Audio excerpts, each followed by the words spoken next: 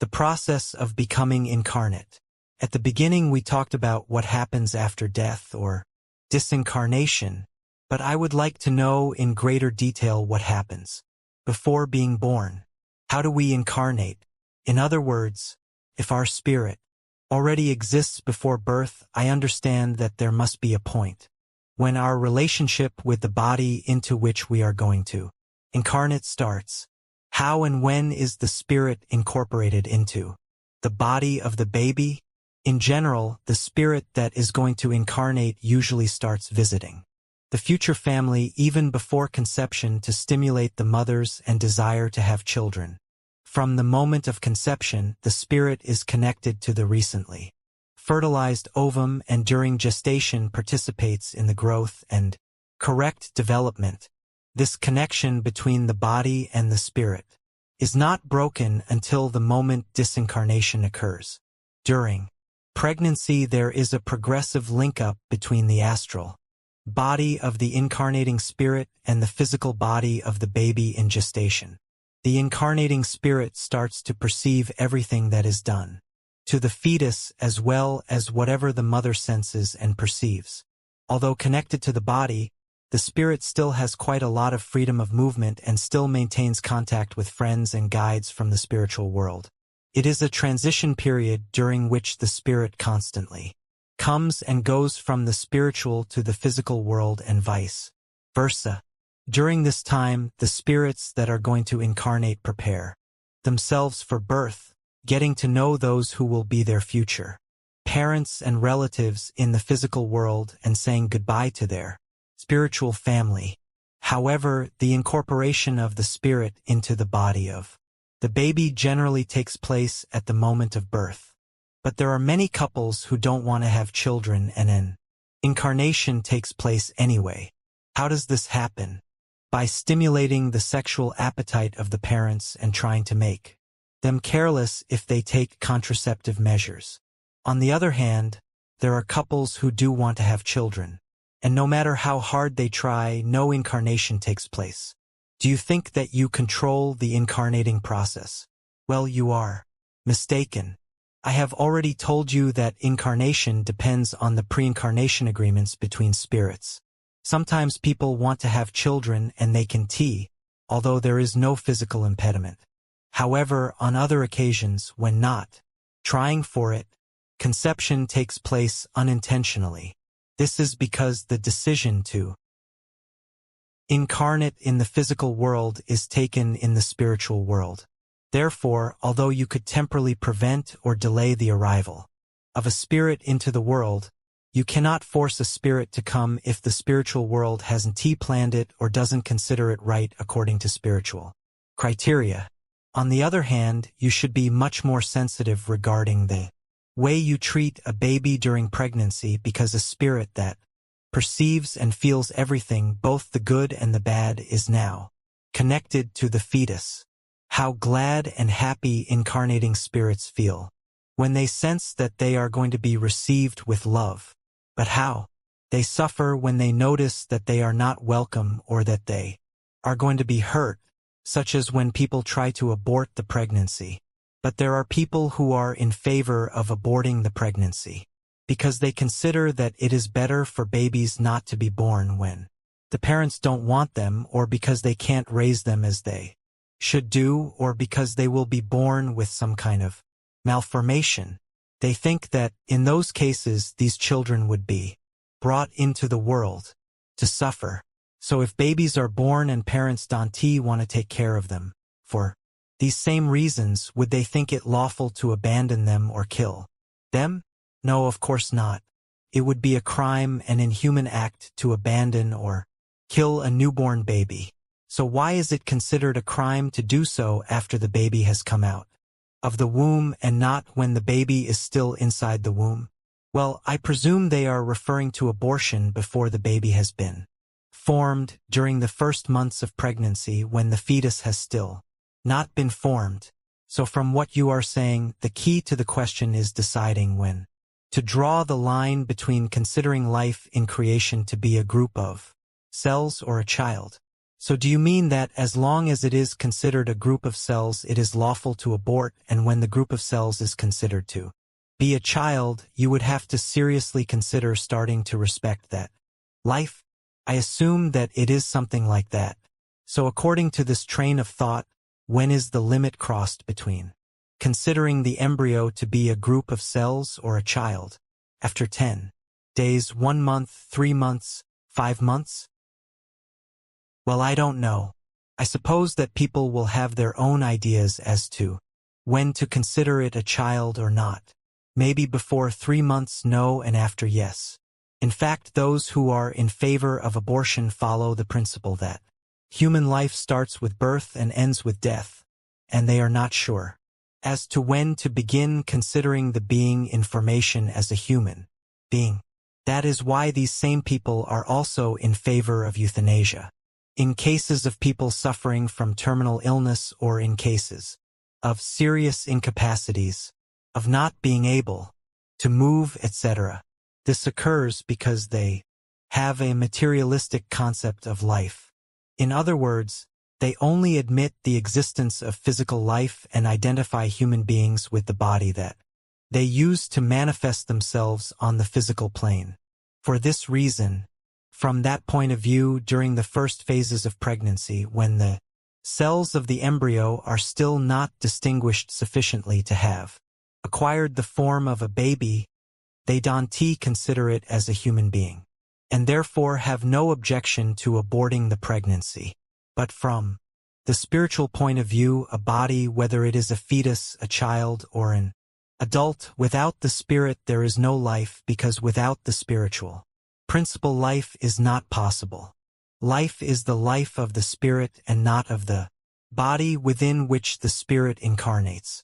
It is not the development of the body that you should be focusing on, but rather on the moment when the spirit is connected to the development of the embryo. That is when it starts to have life, which, as I have said, is from the moment of conception. So from the moment that the spirit is connected to the body, abortion is a violation of the liberty of the spirit that is going to incarnate. Yes, but I suppose it is very difficult for the incarnate mother to see things from that perspective, bearing in mind the kind of beliefs that exist in this world, which on the whole do not admit the existence of life before birth. In every human being, and hence in every mother, there is an intuition about how the incarnation process comes about, as every incarnate being has lived through this process countless times. The voice of conscience warns us that with abortion we are violating the free will of the being that is going to incarnate. Yes, but the mother also has the freedom to decide whether she wants to have children or not. Certainly.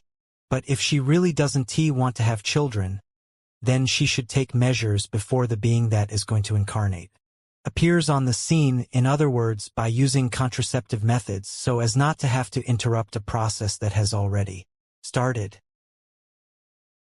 So the way to limit procreation is by using contraceptives.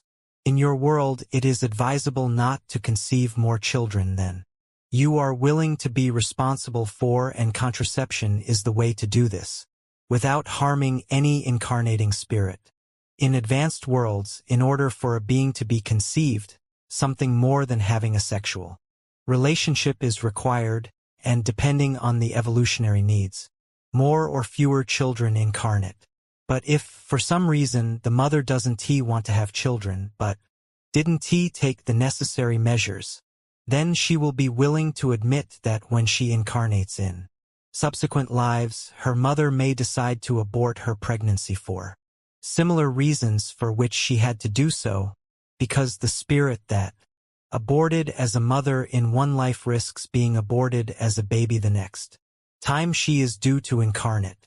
Alternatively, she might not be able to conceive in a subsequent incarnation because when she was able to conceive, she didn't want to make use of this ability to conceive.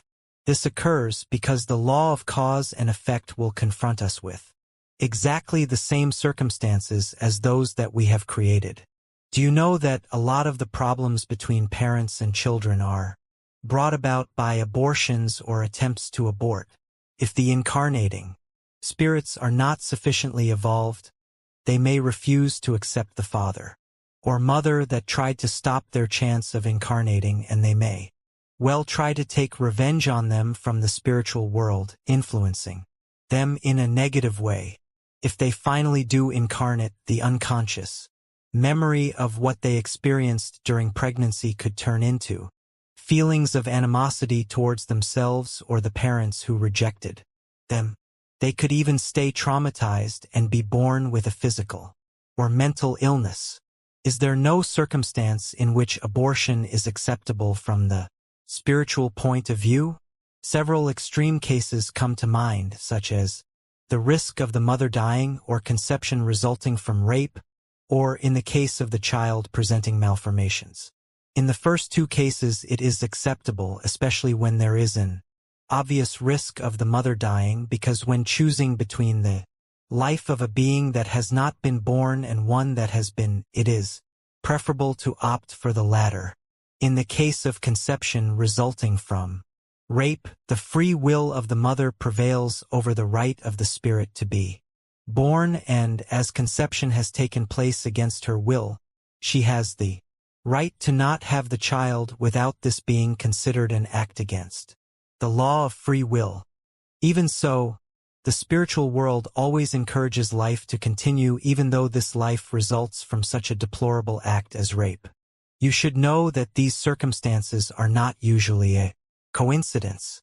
This could be something that the spirit confronts due to an act carried out in other lives.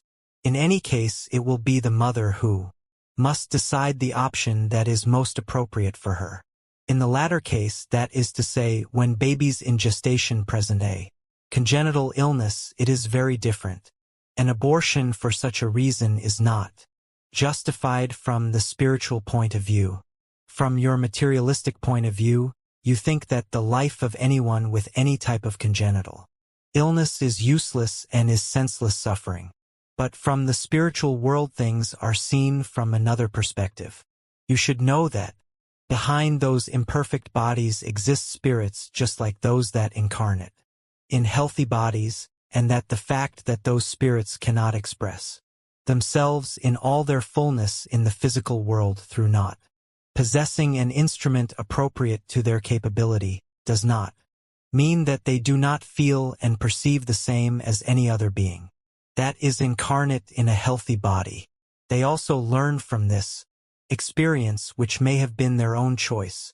You should know that spirits that incarnate in that situation do not do so by chance, but rather it is a circumstance which, although may seem unbearable and incomprehensible to you, can serve as a spiritual advancement both for the incarnating spirit as well as the receiving family.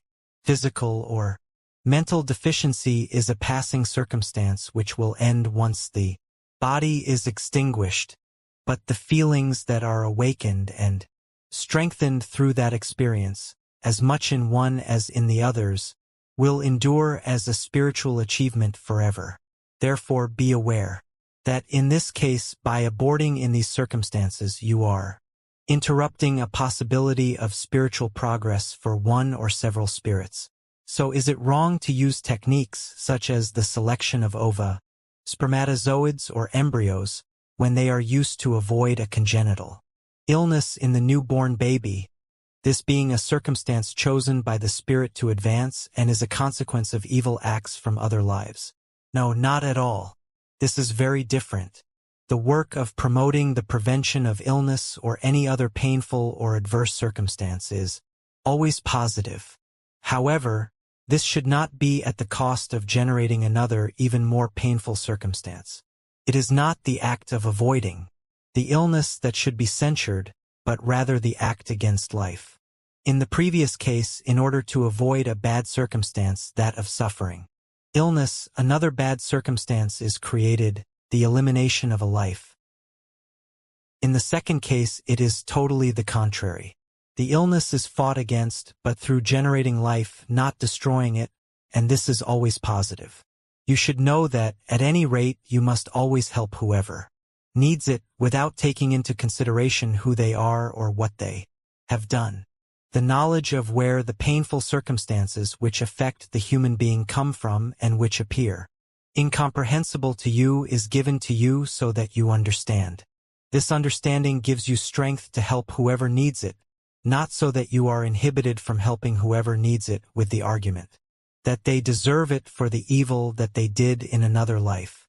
And in the case of an in vitro fertilization outside the mother's body, what happens to the fertilized over that are not going to be implanted. Don't worry, no spirit remains connected to frozen embryos.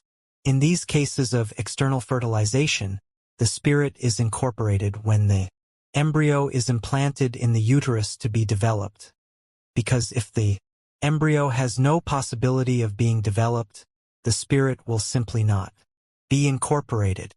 Although, if the fertilization is external or through artificial insemination, the possibility that beings that are more spiritually advanced than their parents incarnate is lost. Why?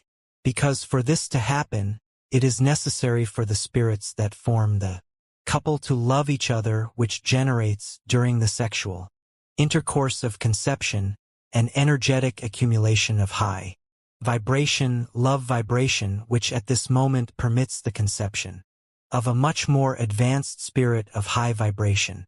When do spirits lose consciousness and memory of their spiritual past? This doesn't happen in a sudden and traumatic way, but rather what occurs is that the spirit enters into a progressive lethargy, like a drowsiness which can start during the gestation process. Less advanced spirits quickly fall into that lethargic state. More advanced spirits have more spiritual autonomy and lose consciousness later on, and are able to keep their liberty until the moment they are born and don't totally lose it until they have lived through a few years of childhood. Can a spirit that has incarnated in a man incarnate in a woman in the next life and vice versa? In other words, do spirits of the same sex always incarnate in people of the same sex, or can they change sex from one life to another? Spirits in their pure state have no gender, so the sexual condition appears through the need to incarnate in the physical world. From there, the same spirit can be a man in one life and a woman in the next life. It depends on the learning needs of each spirit. Even so, there is usually a tendency to choose more regularly one of the sexes to incarnate and to choose the soul mate of the opposite sex if they have decided to incarnate together as a couple. Yes, but as I understand it, when disincarnate spirits appear to incarnate spirits, they can be differentiated as men or women. How is this possible if, as you say, spirits have no gender? The astral bodies of spirits that are still in the phase of human evolution, even though they are disincarnate, keep the features that distinguish their gender. They take on the appearance that agrees most with their evolutionary state and preferences. Spirits that have just recently disincarnated usually keep certain features of their physiognomy from the last life, at least for a while. If those spirits are elevated or have completely freed themselves from the events of the last incarnation, these features will become more beautiful and without any signs of old age. Very advanced spirits can take on the physiognomy that they find more appropriate for the mission they need to carry out if they need to appear to an incarnate spirit. If you liked the video, leave a comment, like and subscribe to the channel. Thanks, and see you in the next video.